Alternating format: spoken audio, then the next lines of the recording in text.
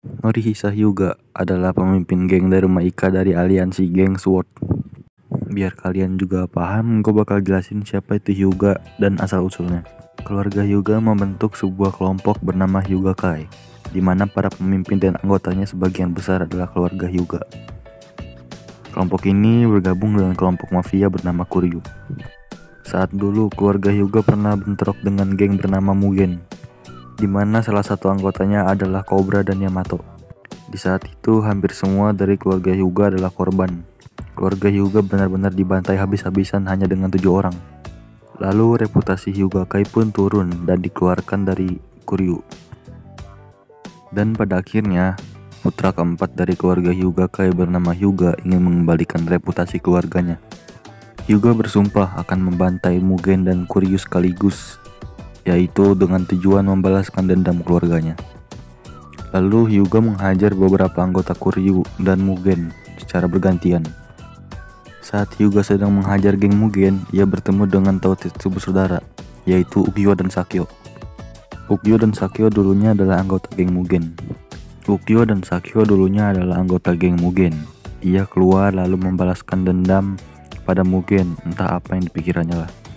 Tak lama mereka membentuk sebuah geng bernama Daruma Ika dengan tujuan membalaskan dendam-dendam yang mereka punya. Geng Daruma ini masuk ke jajaran geng SWORD, geng paling besar di kota tersebut.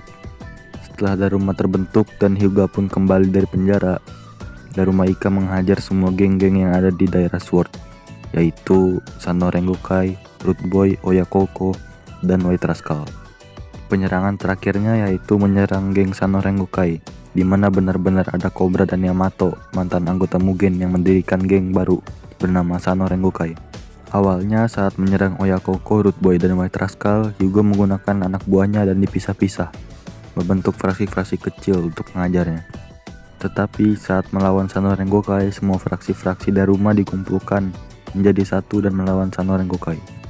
Sesuai judul, gue bakal bahas kenapa Hyuga dianggap paling lemah di antara geng SWORD lainnya. Sesuai requestan dari subscriber paling kece gue nih, hehe. Yang pertama, Daruma selalu kalah dalam setiap pertarungan.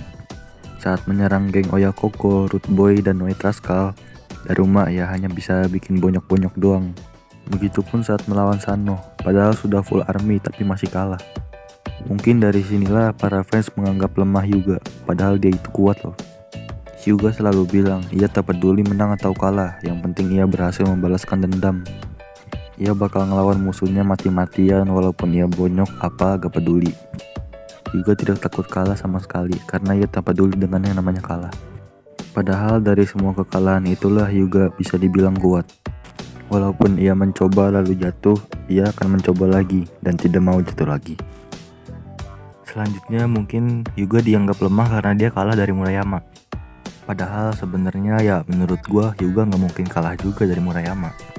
Murayama bikin janji sama Hyuga bakalan berantem. Kalau Hyuga kalah, dia harus ikut janji SWORD dan bantu White Rascal. Kalau menurut gua, Hyuga berubah pikiran lalu pengen ngebantu White Rascal. Kenapa? Karena kan SWORD bakal dibantai satu-satu sama Dog. Ya kalau satu-satu ya udah pasti kalah lah. Makanya dia berubah pikiran gitu, terus pengen bantu White Rascal. Terus kenapa juga gua bilang Hyuga nggak mungkin kalah? Ya lihat aja nih, lukanya Murayama itu udah 3. Ya kira-kira gitulah. Padahal Murayama ini terkenal karena dia bisa menahan 100 pukulan siswa Oyako. Ya daya tahannya lah bagus.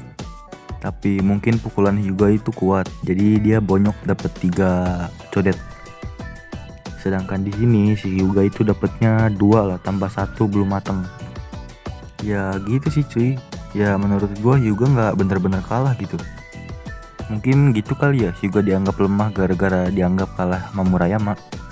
Mungkin segitu aja kali ya teori gue kenapa Hyuga dianggap lemah atau dianggap pemimpin SWORD paling lemah gitu. Dan jangan lupa like, comment, subscribe. Kalau kalian suka dengan video ini like, kalau nggak suka ya like aja nggak apa-apa. Kalau nggak mau ketinggalan updatean video gue, subscribe. Kalau nggak mau subscribe aja nggak apa-apa.